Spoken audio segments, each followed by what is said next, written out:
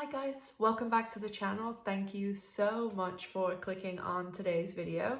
I hope that everyone is doing well, and today we are here to talk about season 2, episode 9 of the original L Word.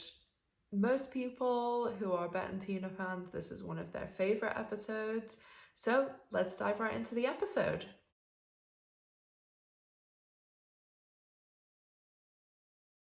As usual, starting out character by character, and I always start with Jenny, and I actually really like Jenny's storyline in this episode, not the stuff with Carmen, the weird scene at the beginning. Let's not talk about that. I just really like the stuff with Burr Connor and her going and doing the kind of ghostwriting for him. I really like their scene where, you know, Jenny's upset about the whole thing with Carmen and Burr Connor basically tells her that she's right and he is closeted and everything. I just think it's really interesting because this sort of thing still goes on today in Hollywood. I mean, yes, is it easier than it was even when this episode came out in 2005, 4, 5? Yes, of course it is.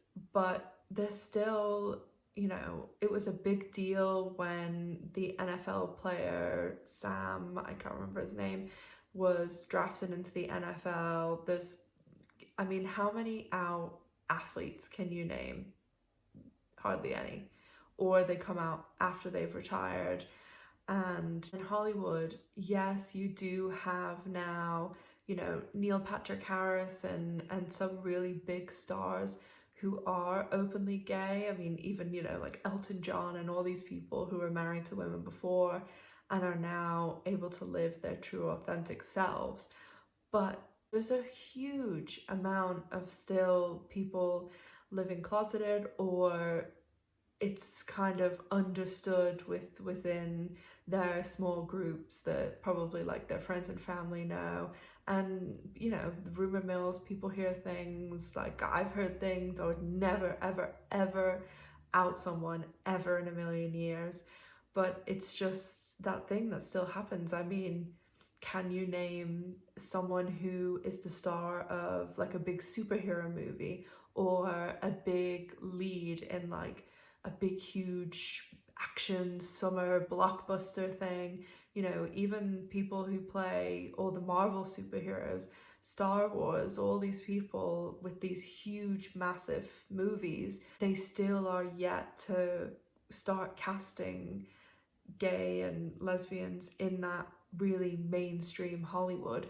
I mean, you do have people like Kristen Stewart, who, you know, was in a very publicized heterosexual relationship, and now she's very publicly come out, and I think it's great. Like, you know, she was, even though she kind of hates the Twilight movies, that was a really big deal. And although she wasn't out at the time, I mean, she was just in the Charlie's Angels movies, and there's a lot of models and things like that now, that it's a lot more mainstream, and that is something to be really celebrated. Even looking at the L Word cast, like, some of them were closeted whenever the show came out, and pretty much they can live really authentically now. There's a really good documentary. It's not really lesbian and gay, it's more focused on the trans community, but I am thinking about maybe doing a episode of gay Netflix on it, and it's called Disclosure on Netflix, and it is amazing. Like, I have never seen a documentary where I thought I was quite educated on the subject, and wow, I was like blown away. There's a woman in it in particular who, I think she's a writer and a professor, but she does have some acting credits too. And her name is Jen Richards. And some of the stuff that she says, I was just like, wow, it's so good. And it really shines a light on the trans community and the media's portrayal of the trans community. So I really recommend it to everyone to watch, and I will hopefully be doing kind of like a review of it soon, so look out for that. Shane, this storyline with Veronica Bloom is still going on, which again, I think I've mentioned this in a previous video, that I just found it strange, because although the storyline with Jenny and Bert Connor didn't, you know, go on for the 2 seasons and all this stuff happened because of it, there was a point and it meant something as a storyline, whereas the Veronica Bloom thing was just so bizarre and just really didn't go anywhere. And I just don't even, I don't see a point to it being included in the season. But Shane and Carmen kind of have this chat too, and Jenny's the reason she's upset when she goes to Bert Connor's, and yeah, the whole Jenny, Carmen, Shane triangle is still fully developing at the moment. And Mark is obviously also living in the house, and he is going through this trying to get like a documentary made with this basically creeper footage gathered by getting hidden cameras in their house. And his kind of boss is more looking after kind of the Girls Gone Wild videos. Maybe that reference really dates me, but it's kind of funny that nowadays something like what Mark's doing would probably be received really well because of how more mainstream documentaries are now compared to 2004, 5-ish time. Because I mean, documentaries are really, really popular now, and things like, even, you know, documentaries like Tiger King and McMillions and Blackfish and stuff, that they get so many viewers that it's a lot more of a lucrative field than it was even 15 years ago. Kit, this whole another storyline and I'm like, why is this in here? Kit and Benjamin Bradshaw, which I just never liked Benjamin Bradshaw. I thought he was kind of a creep, like preying on someone in the audience, and he was married. And I also just don't think Kit as a character would go along with this. Like, she is so anti that way. Like, I just don't see Kit being with someone who's married, especially because with Bette, she was always like so hard on her, which is rightfully so. So I just always had a hard time believing that Kit would go along with something like that. And then every time I watch this episode and Ivan shows up, I'm like, oh yeah. I think I get so distracted by, like, I always remember this for the Bette and Tina scene. And so whenever Ivan comes in, I'm literally like, I don't know why, but in my memory, I just always think that Ivan like goes away at the end of season 1, but I forget that he comes back. And we find out that, surprise, Ivan was a creep as well, because he was saying he was in love with Kit and like hitting on her and singing her songs in car parks, and surprise, he's been going out with someone for like 5 years. So we got Mark, Benjamin Bradshaw, and Ivan, all like kings of trash this episode, and pretty much in general. Alice and Dana, the storyline for their episode is pretty much focused around the bedroom. And I mean, the one thing I did think was super funny is when they're in the, I mean, we have a store in the UK that's called Ann Summers. So it's an Ann Summers, but in Florida where I used to live, there was this place and it was like in a really kind of sketchy area, but it was called the Todd. And it was just a big beep store, and it had all these like really cheesy commercials on the TV in the middle of the night most of the time. And I just remember there was a guy in one of my classes in university. One of my degrees is in psychology, and I had this semester where I basically just had all these classes that were like sexual harassment, human sexual behavior, like all these beep classes basically. So this guy worked at the Todd, and I remember we had to do like a presentation on all these different subjects, and this guy who worked there literally brought in like 25 different versions of what Alice and Dana were shopping for and all these other things, and just like did this presentation in the class. My teacher like thought it was amazing. and he brought in like examples and was like passing them around and things. It was a very interesting class and definitely one, I mean, that was 10 years ago, so as you can see, it was a presentation that stuck with me. But yeah, it was pretty funny. Everyone was cracking up. But my point is, Alice and Dana, yes, they're shopping, and the one thing I did think that was super funny is when Dana sees the person she recognizes, and when she pulls the zip up of her sweatshirt up and like puts her sunglasses on, I was like, oh, it's like she's wearing a mask for COVID, but obviously.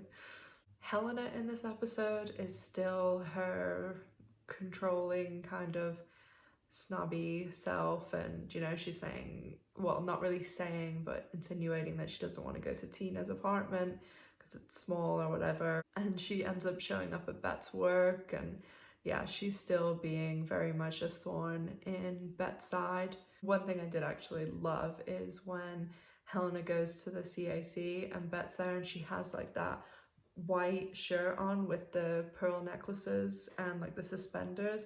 Oh my god, I love that outfit. I love just the way that Jennifer Beals, like, it looks awesome. And I have tried to replicate that outfit many a times. I haven't gone the suspender route yet, but yeah, I definitely, all the layers of pearls, do that all the time. And I always am like picturing Bette in my head when I do it.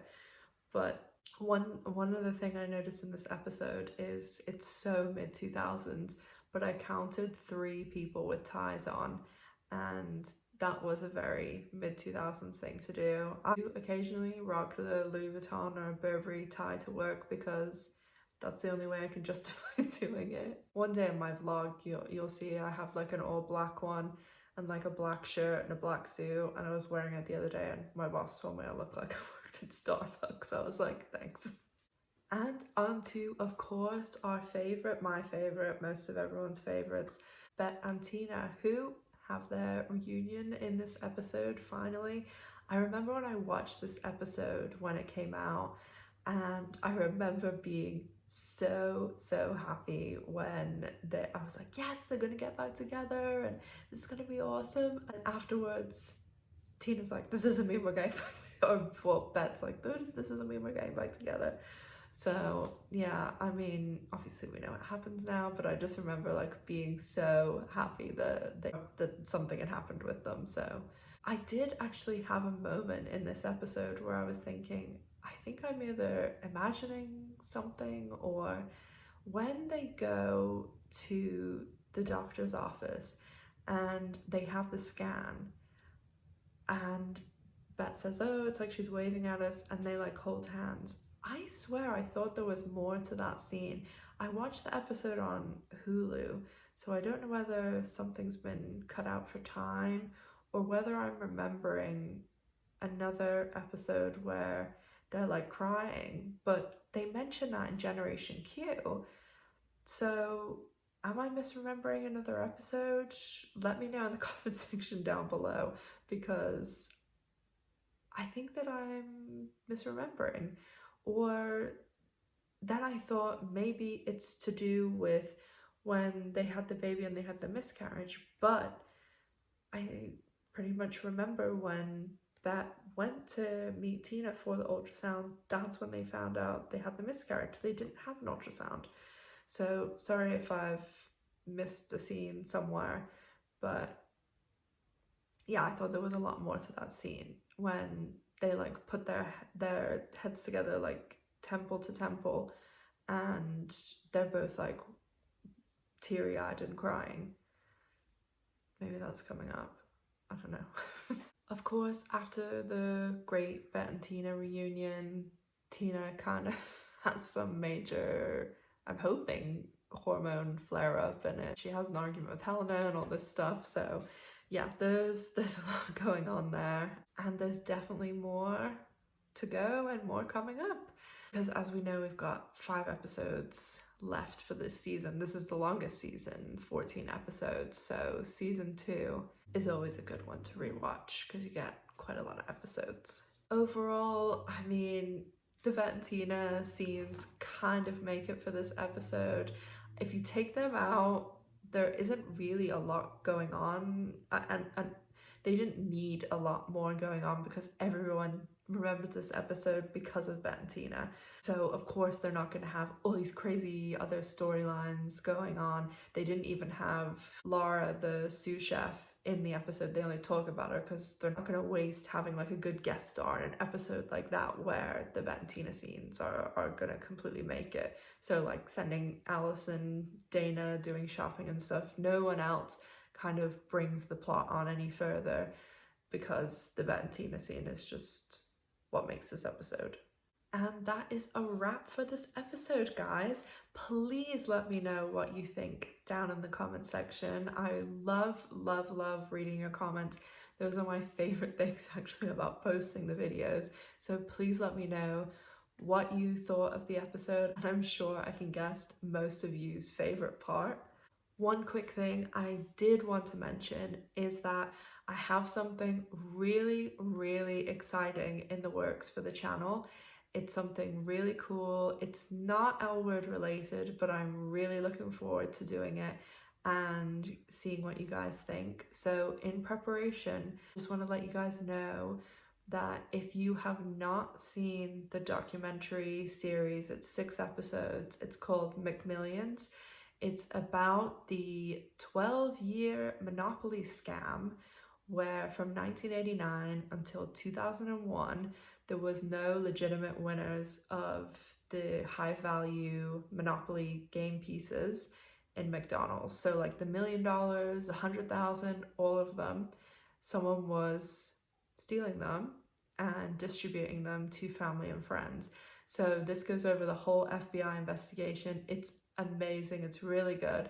So I have something in the works about that. So if you want to get ahead, check out McMillions, and in a couple of weeks when my little project reveals itself, you won't be sorry that you did. So check that out if you have a chance, guys. I know it's on Sky in the UK and it's on HBO Max in the US. Other countries, I'm not too sure, but I'm sure you could just Google it. It's like MC, like McDonald's, and then Millions. So check it out if you have a chance. As always, guys, don't forget to follow me on social media. You'll be able to keep up with everything and all the other L word content that I get up to in between videos. Don't forget to check out my previous upload where I go over the best and worst celebrities that I've ever met, and I do talk about the 2 L word actresses that I've met in the past, so give that a watch if you're curious, guys. As always, guys, thank you so much for watching. Take care of yourselves and I'll see you soon. Bye!